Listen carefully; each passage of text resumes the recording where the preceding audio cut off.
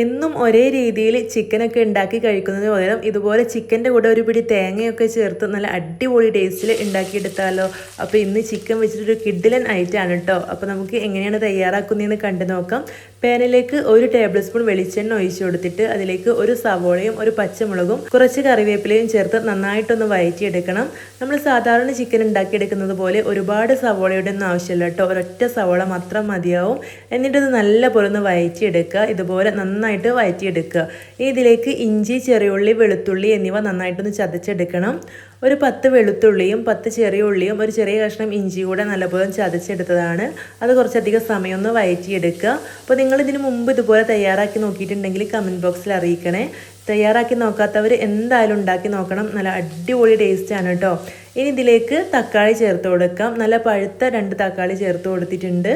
വലിയ തക്കാളി ആണെങ്കിൽ ഒരെണ്ണം മതിയാവും കേട്ടോ. ഞാനിവിടെ ചെറിയ തക്കാളി ആയതുകൊണ്ടാണ് 2 എണ്ണം എടുത്തിട്ടുള്ളത്.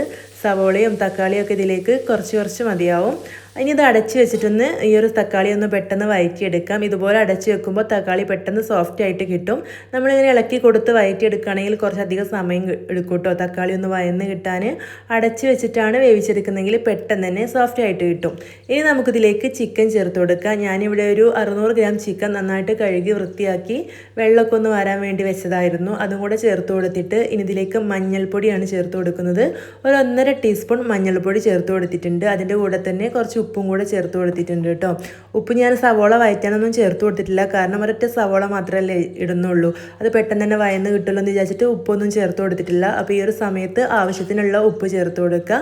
എന്നിട്ട് ഇതെല്ലാം കൂടെ നല്ല പോലെ ഒന്ന് മിക്സ് ചെയ്തെടുക്കുക കേട്ടോ. എൻ്റെ ഈ ഒരു ചാനൽ ആദ്യമായിട്ടാണ് നിങ്ങൾ കാണുന്നതെങ്കിൽ ഒന്ന് സബ്സ്ക്രൈബ് ചെയ്തിട്ട് സപ്പോർട്ട് ചെയ്യണം കേട്ടോ. അതുപോലെ ഈ റെസിപ്പി നിങ്ങൾക്ക് ഇഷ്ടമാവുകയാണെങ്കിൽ മറക്കാതെ ലൈക്കും കൂടെ ചെയ്യണേ. ഇനി നമുക്കിതൊന്ന് അടച്ച് വെച്ചിട്ട് ചെറിയ തീയിൽ വെക്കാം.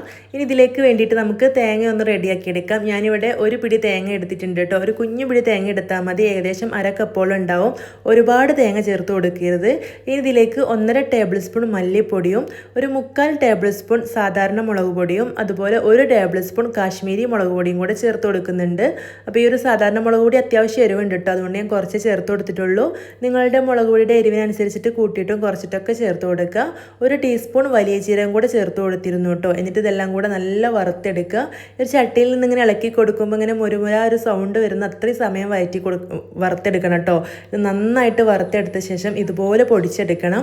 പൊടിഞ്ഞ് കിട്ടണം. നമ്മൾ വെള്ളം ചേർക്കാതെ ഇതുപോലെ പൊടിച്ചെടുക്കുകയാണ് വേണ്ടത്. അരച്ചെടുക്കുകയല്ല കേട്ടോ വേണ്ടത്. വെള്ളമൊന്നും ചേർക്കാതെ ഇതുപോലെ പൊടിച്ചെടുത്തിട്ട് ഇത് ചിക്കനിലേക്ക് ചേർത്ത് കൊടുക്കുക. ഇതുപോലെ തേങ്ങയുടെ കൂടെ മസാലപ്പൊടികൾ വറുത്ത് ചേർത്ത് കൊടുക്കുമ്പോൾ ഒരു നല്ല സ്മെല്ലും നല്ല ടേസ്റ്റുമാണ് കേട്ടോ. എന്നിട്ട് ഓരോ ചിക്കനിലും മസാലയൊക്കെ പിടിക്കുന്ന പോലെ കുറച്ചധികം സമയം ഒന്ന് വഴറ്റി കൊടുത്തിട്ട് അടച്ച് വെച്ചിട്ടൊന്ന് വേവിച്ചെടുക്കുക. അടച്ച് വെച്ചിട്ട് ഇതുപോലെ അങ്ങനെ ചെറുതായിട്ട് തിള വരുന്ന സമയത്ത് നമുക്കിതിലേക്ക് കുറച്ച് വെള്ളം ഒഴിച്ചെടുക്കണം. ആ ഒരു പൊടിച്ചെടുത്ത മിക്സിയിൽ തന്നെ കുറച്ച് വെള്ളം ഒന്ന് ചേർത്തിട്ട് ഒഴിച്ചെടുത്താൽ മതി കേട്ടോ. ഇത് പൊടി ചേർത്ത് കൊടുക്കുന്ന കൂടെ തന്നെ ചേർത്ത് കൊടുക്കരുത്. നല്ലപോലെ പൊടി മിക്സാക്കി ചിക്കനിലൊക്കെ പിടിച്ച് 5 മിനിറ്റ് വെച്ച ശേഷം മാത്രം വെള്ളം ചേർത്ത് കൊടുക്കുക കേട്ടോ. അതും കുറച്ച് വെള്ളം മാത്രം ചേർത്ത് കൊടുത്താൽ മതി. ചിക്കനിൽ നിന്ന് ഇതുപോലെ വെള്ളം വരും. അപ്പോൾ ഇടയ്ക്കിടെ ഇളക്കി കൊടുത്ത് ഒരു 20-25 മിനിറ്റ് വേവിച്ചെടുക്കുക. ഓരോ 3 മിനിറ്റിലും ഇളക്കി കൊടുക്കണം കേട്ടോ. അപ്പോഴാണ് ചിക്കൻ്റെ എല്ലാ ഭാഗവും ഒരുപോലെ വെന്ത് കിട്ടുള്ളൂ. വെന്ത് വന്ന ശേഷം ഇതിലേക്ക് 1 ടീസ്പൂൺ ഗരം മസാലയും കുറച്ച് മല്ലിയിലയും കൂടെ ചേർത്ത് കൊടുത്തിട്ടുണ്ട്. എന്നിട്ട് നന്നായിട്ട് മിക്സ് ചെയ്ത് കുറച്ച് സമയം കൂടെ ഒന്ന് അടച്ച് വെക്കുക.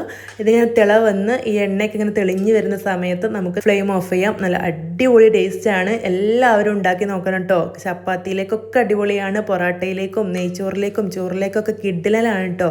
ഈ ഒരു റെസിപ്പി നിങ്ങൾക്ക് ഇഷ്ടമായിട്ടുണ്ടെങ്കിലും നിങ്ങളുടെ അഭിപ്രായം കമൻറ്റിൽ അറിയിക്കാനും ലൈക്ക് ചെയ്യാനൊന്നും മറക്കരുത്. ഇനിയും ഇതുപോലുള്ള നല്ല നല്ല വീഡിയോസൊക്കെ ആയിട്ട് നമുക്ക് വീണ്ടും കാണാം. താങ്ക്